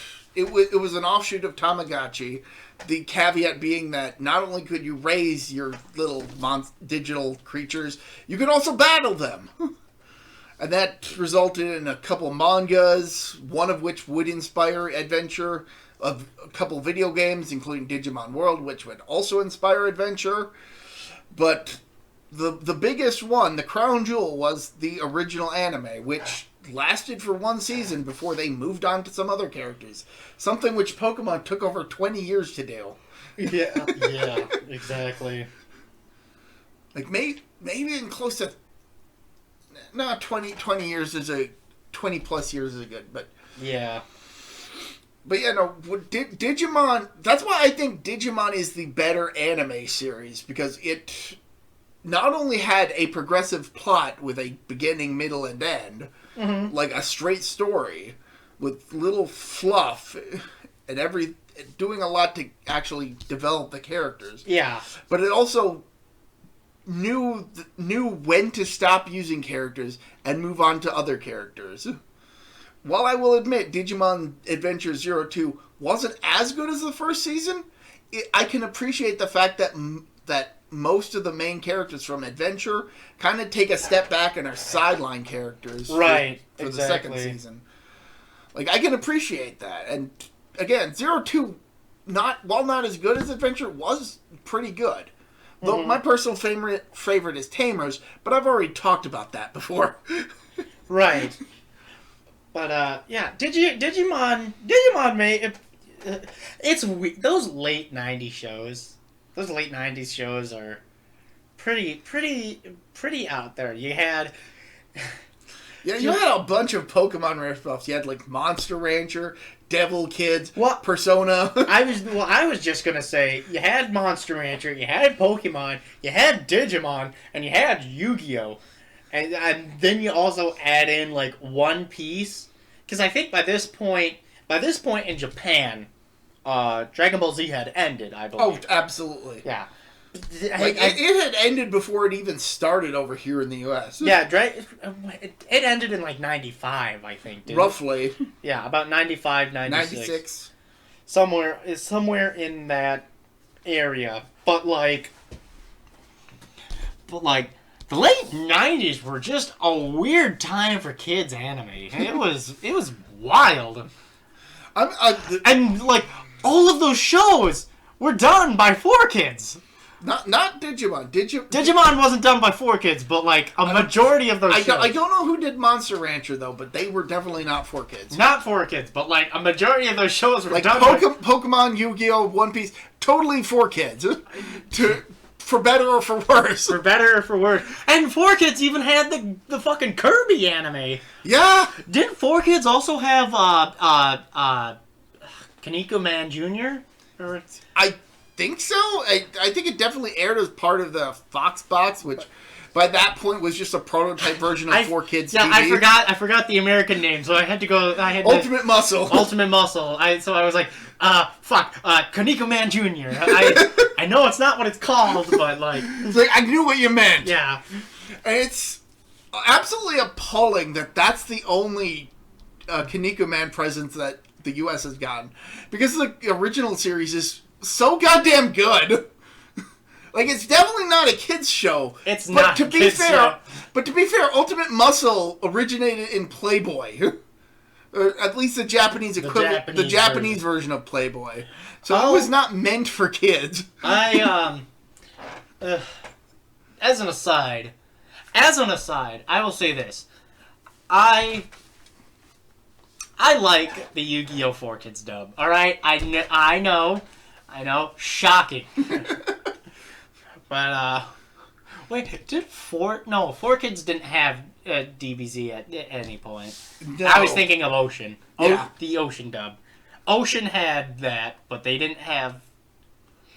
I'm trying to think. Ocean went out of business later on, I think. I don't know. Maybe they're still around. I don't know.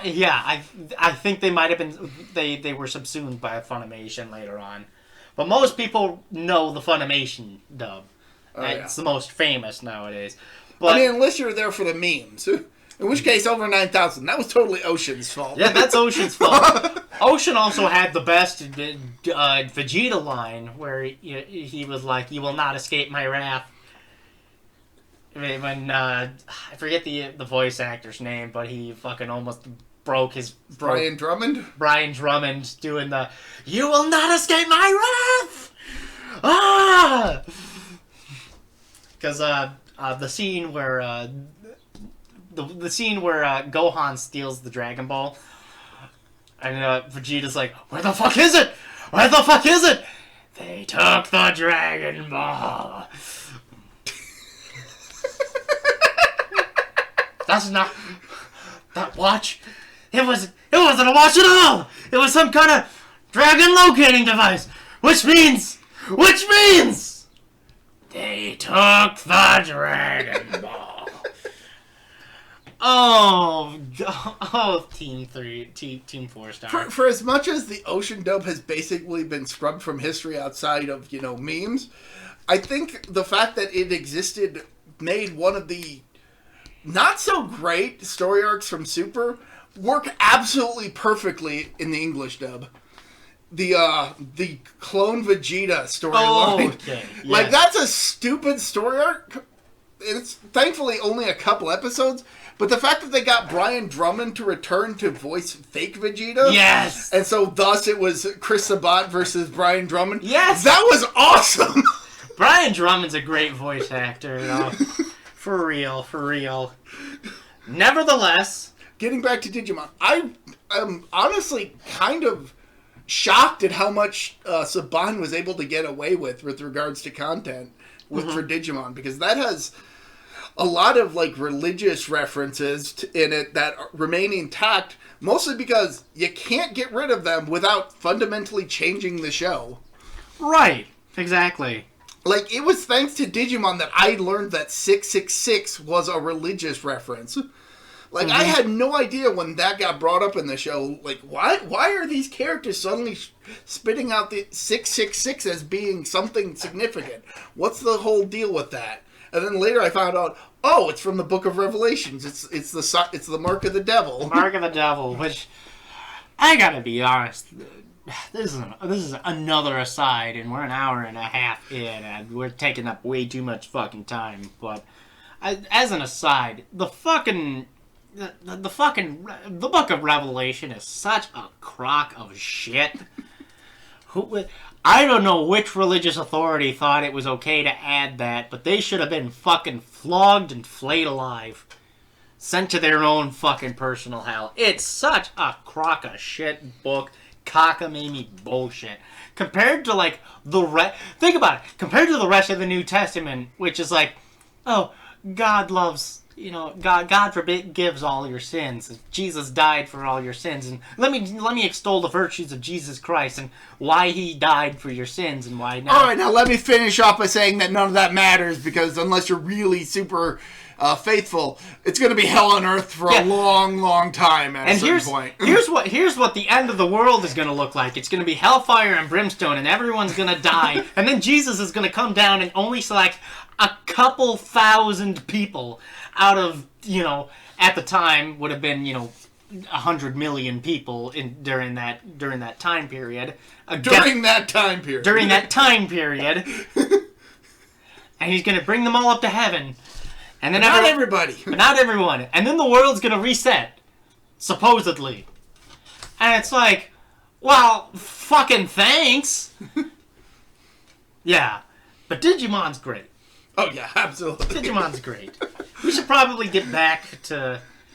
Talking more about Digimon? Absolutely. I was going to say 12 Angry Men, because the longer we take, this might break Star Trek 2's record. That is fair. We can save a further discussion of Digimon for its own video. Yes, which I hope I can convince you to do. And at some point, we do plan on doing Ash vs. Evil Dead, but that's down the line. Also, before I forget, I do want to mention that the original Digimon Adventure movie, which acts as a prequel to the show, is absolutely great as a standalone movie. You don't need to see it. You don't need to see the show to enjoy this movie. It is a great standalone short film about kids encountering monsters that fight in a city.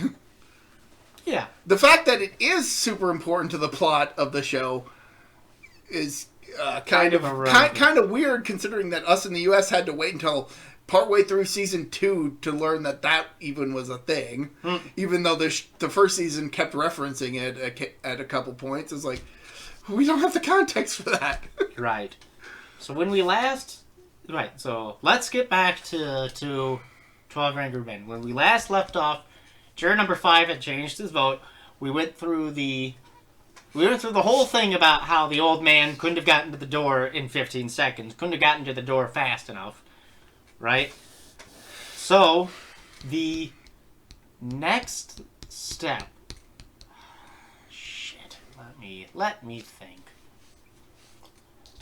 We get to number 11's time to shine. Because he's like, hey, so, after there's another short break, everyone's doing whatever, and there's a great little conversation between 3 and 4, where, like, 3 was like, yeah, got a little nasty back there, but, yeah, where does he get off calling me a public avenger and all that? He was just trying to bait me. And 4 is just like, yeah, and he did a really good job. He did an excellent job of it. So, give me a second here. So, 4 has a couple of notes. He writes a couple of notes for himself, right? You mean 11. 11. 11 writes a couple of notes for himself. And so he goes about it a different way. And he goes, Jesus. Number 11 talks about, number 11 is sort of like, Sorry. How many times have you seen this movie? A lot. I'm sorry. Doesn't feel like it right now. I'm drawing a blank right now. I am so sorry. The irony is that you've been pushing this entire podcast forward. Yeah, sorry. No, keep going. 11, 11 goes over sort of the, so this actually happens before the whole death threat in the fight, right? This happens before the juror number 8 does the whole old man walk in the 45 seconds. There's a good spot where juror 11, posits a couple of questions. I was confused about where it was placed. That's why we had gotten a little lost. Wouldn't be the first time continuity has been fucked in one of our reviews. Yeah. So 11 is like, let's assume that the boy did commit the murder, right? Why would he come back to the apartment? And a couple of 12 and 7 are making fucking shit jokes about it. Oh, they went back to get his knife. It's not nice leaving your knife sticking in things, especially relatives. And 4 was like, 4 had a more reasonable argument, which was he had to retrieve it before it could be identified. After all, it would have had his fingerprints, right? In a state of panic, he would have ran out and forgotten it, and he would have come back because he would have been identified with it. And 11 is like, okay, but if he was panicked, why did he wipe his fingerprints off the knife? When did this panic start and when did it end? And 3 cuts into it, and he's like, whose side are you on? Whose side are you on? And he is like, I don't have to believe I have to be loyal to one side or not. I'm just asking questions here, right? But it's 11 never gets that question answered, right? 4 and 11 have a little bit back and forth, but it's sort of left to the point where, okay, 11 thinks the boy would have heard, if the boy did it, he would have heard the scream, right? He would have heard the scream, so he knew somebody saw something. And if he really was panicked, he wouldn't have wiped the fingerprints clean. Which is why 4 thinks that he didn't do it. Which is why he changes his vote. 11. Which is why 11 thinks that the boy didn't do it because of all these multiple reasons. And he also changes his vote to not guilty. Right? And then after the whole death threat and everything, because 6 actually prompts a vote. 6 prompts a vote. 5 changes his vote earlier on in the movie, and 6 prompts a vote, and 2 and 6 change their vote. Mind you, 6 earlier in the movie had said he won't change his vote not in a million years, right? Because he's the one who posits like, oh, well, suppose you talk us all out of it and you did knife his father. Now, suppose he did kill his father, but now he has a reasonable doubt. So, and then it starts raining.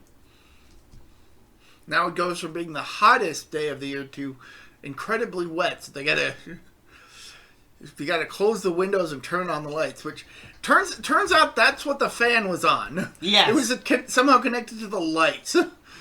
So that's why it wasn't turning on when they desperately need to get it. Exactly. Which is dumb.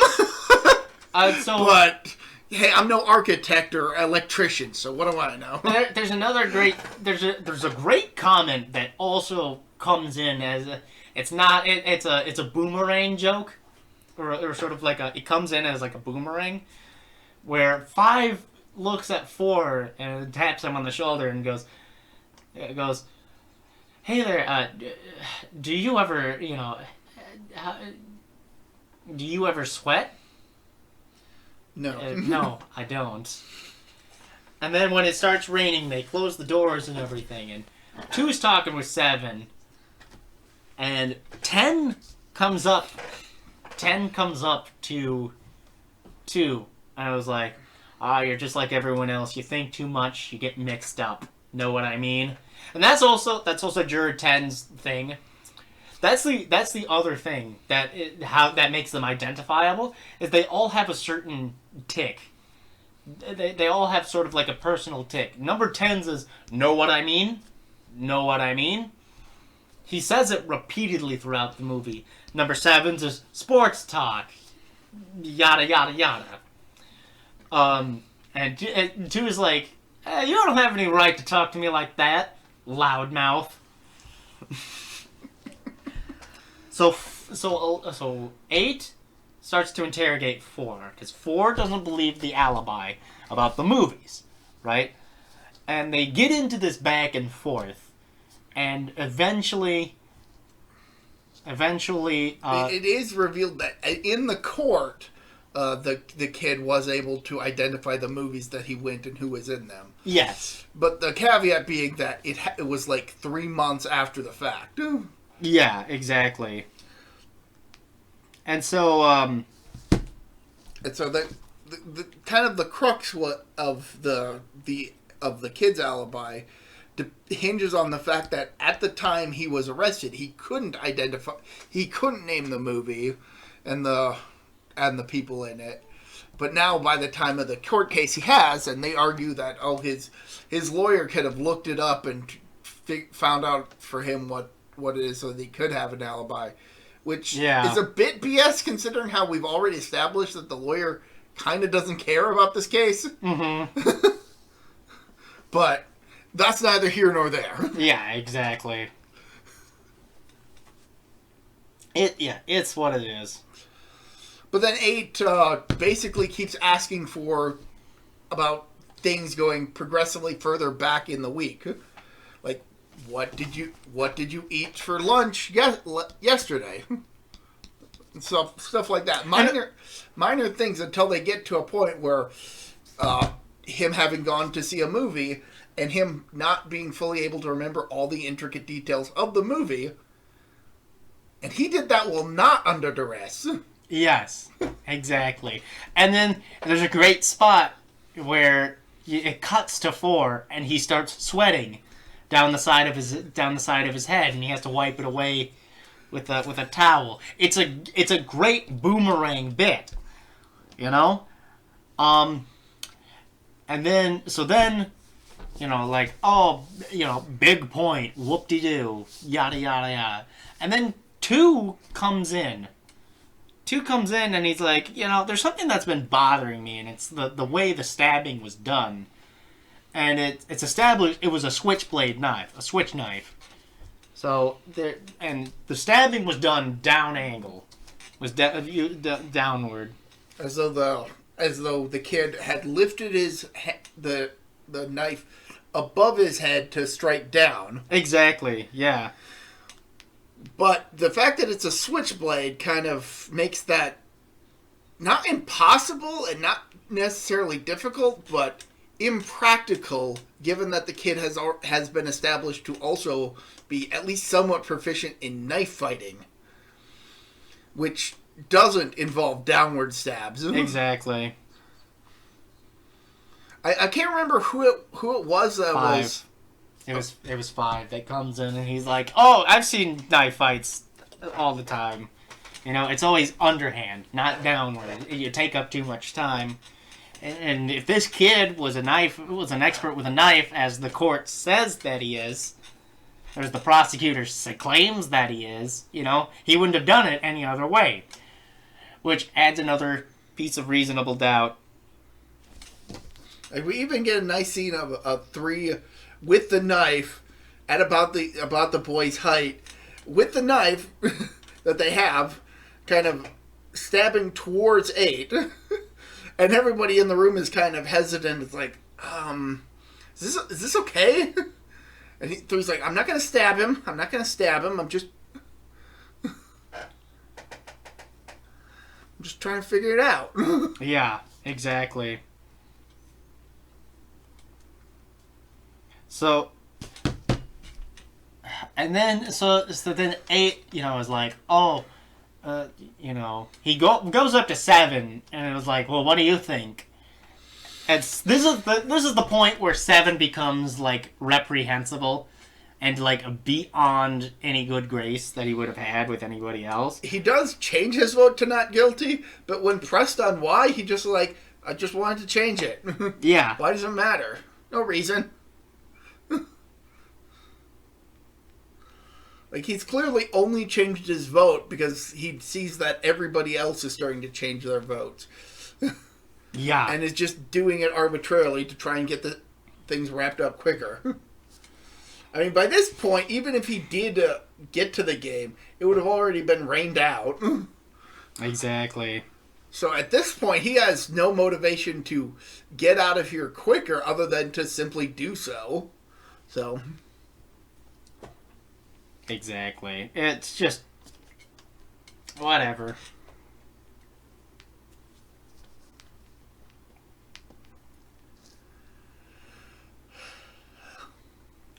So, yeah, that being said,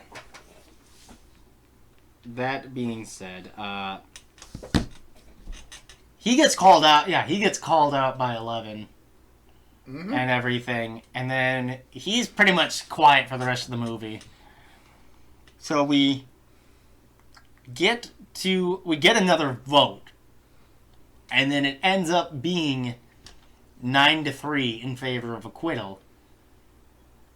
And then we get Juror 10's rant. He fucking lets loose.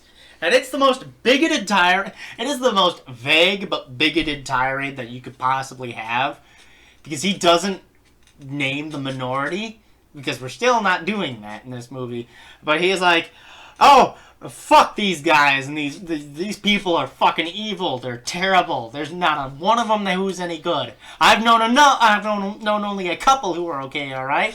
And as he's going on this rant, everybody's getting up and, like, going to their corner of the room. And just not look, or at the very least turning away from him if they don't get up. They're turning their backs on him, and They are quietly rejecting his argument because his argument has no valid point in this conversation. Yes, exactly. He's just shouting out his own beliefs in some that have nothing to do with the facts at hand. And they aren't even giving him the time of day over it. It's like, we're not even going to acknowledge this. We have... Yeah, it's just... Yeah. And ultimately it ends with 10 changing his vote to not guilty. Because he definitely starts to quiet down towards the end of his rant when he sees that nobody is acknowledging him. He only changes it later, though. He changes his vote later, like right at the end. But he doesn't change. He's like, yeah, because 4 is like, because he's like, listen to me. And 4 goes, I have. Now don't open your mouth again. And now you sit down and don't ever open your mouth again. And he goes into the corner and he never talks for the rest of the movie, which is a big fucking ask for an actor, right? With multiple, because this I don't think this was all done in one take or anything. No, but like as a in a movie, to have a character in scenes being like, just sit in the background and don't say anything, because that's what your character's doing now. It's like a big ask for an actor. But it works incredibly effectively because now that he's presented everything, presented his entire bias, he has nothing left to bring to the table, and realizes that his arguments are not going to sway anybody else outside of away from his point of view. Yeah, exactly.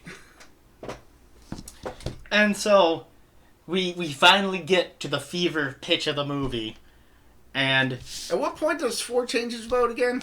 We're actually right at this point. Okay. So 4. So it's all that's left is 3, 4, and 10. And 4, explains, well, the lady, the woman across the street, she saw it. She saw it with her own eyes. Yada yada yada.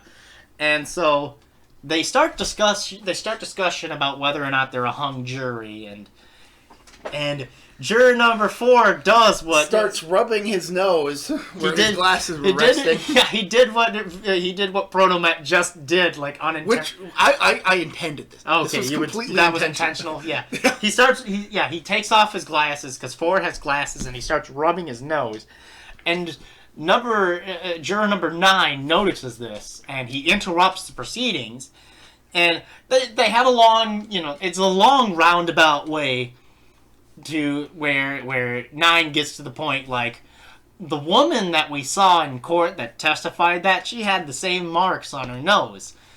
But she wasn't wearing glasses. And 9 astutely points out, could those have been made by anything other than glasses? And 4 is like, no, they couldn't have. And he says, strange, I didn't notice it myself. Because that's not what 4 would be looking for. 4 is not looking at the people, he's looking at the facts. 9 has been looking at these people the entire time. For example, earlier in the movie, he goes into a long explanation about why the old man would assume that he saw the boy. Why he would make the claim even if there's a potential that he didn't. Yes. And his argument is he just wanted the attention. He was in a scenario where people were starting to pay attention, and he wanted to keep the attention on him as much as he could, because he's old, and people probably ignore them because they're old, which. Oof. Yeah, it's But in this particular instance, it's implied that the woman went to court without her glasses that she would potentially need to see clearly, simply because she wanted to look nice for the cameras. Right. Which then brings up the potential that she wears her glasses regularly, hence what the marks on her nose. And then it raises the question of, well, do people who wear glasses usually go to bed with them on? Right? No, not usually. They don't. And so 4 changes his vote, and 10 does because the woman, her testimony was that she was in bed trying to get to sleep, wasn't able to, got up, and saw the murder happen through the window across the street. Yep. And so it's likely she wasn't wearing glasses. And thus, potentially not able to properly identify what was actually going on. There's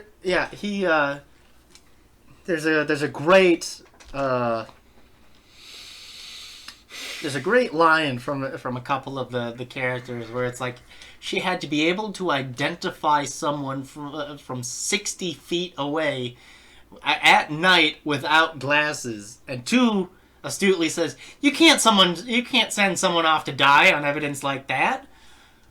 So 4 changes his vote, and 10 also does change his vote, but I'm fairly sure, in this movie at least, 10 does change his vote, either out of remorse or because he believes that the kid's innocent. Or at the very least, not guilty as presented in the court case. In the 97 movie, and I think in most versions of the play, 10 changes his vote because he's like, fine, you all are smart people. You can figure it out yourselves. Fucking, I'm not gonna hold everyone up. Fine. You want to let this fucking dangerous menace to society out? Go ahead. I vote not guilty. Like, he does it for more petty reasons than, like, virtuous reasons.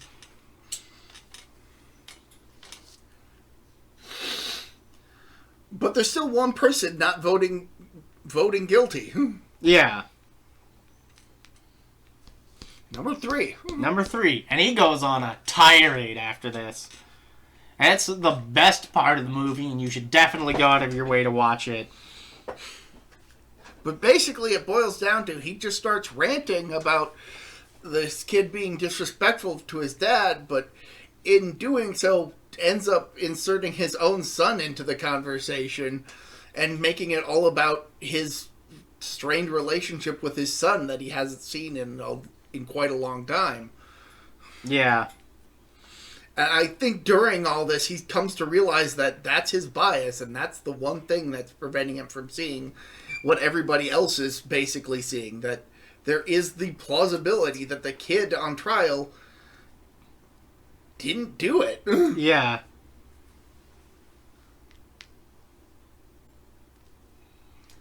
So, yeah, it's just... 3's whole fucking tirade is amazing. And, yeah, and at the end of it all, did we get to that part or no? I don't think so. No. At the end of it all, 3 sees a photo of him and his son. And from his own wallet. From his own wallet, because he tosses it down, because he's trying to get his notes and get frustrated. Yeah.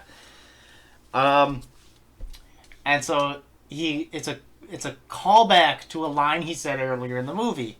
And he just goes, "Rotten kids, you work your life out."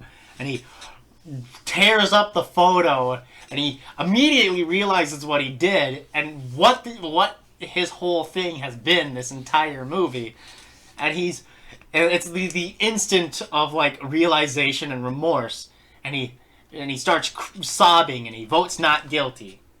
And we've finally reached our verdict at 2 hours in. We've reached our verdict of not guilty.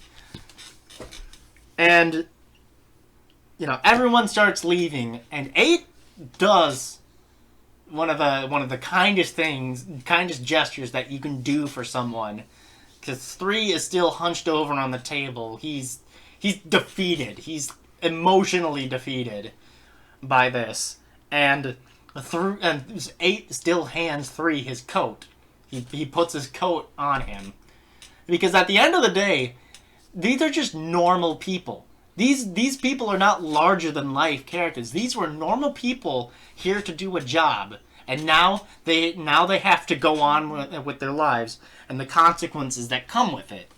That's all that this movie is. It is about working class people who have to decide on the fate of someone else, and after this, their lives go on, and that's it. We never know anything else. And as they're leaving, 8 and 9 have a small talk with each other outside, and they say each other's names, and then they say, "Well, so long. We'll see you later." And they go on, and that's the end of the movie. Everybody walking away from the courthouse. And it's such an amazing finish. It's such a good movie, guys. I'm just saying. Well, this has been Barry Talks. Yeah, I did talk for most of it. I'm sorry. Even pretty early on, you were holding this whole podcast, and I was like, I'm gonna end it with a name change to reflect this. Yeah, right. Like, you earned this. You earned. It's such a good movie. I'm just. You earned the joke. Yeah, right. Like, there's no way I could have recalled all those minute details, and clearly you were looking at Wikipedia to help you, but... Yes. There's also the NFL draft, so I was kind of doing that, too. Because that's also a thing that happens. But, yeah. No, it's a good movie. It's considered... It's in the National Library for a reason. Yeah. It's in the National Congressional Library. It's just, and mind you, like, no one wanted to make this. That's the other thing we didn't talk about. Nobody wanted to make this movie. Henry Fonda had to personally fund this movie to get it made.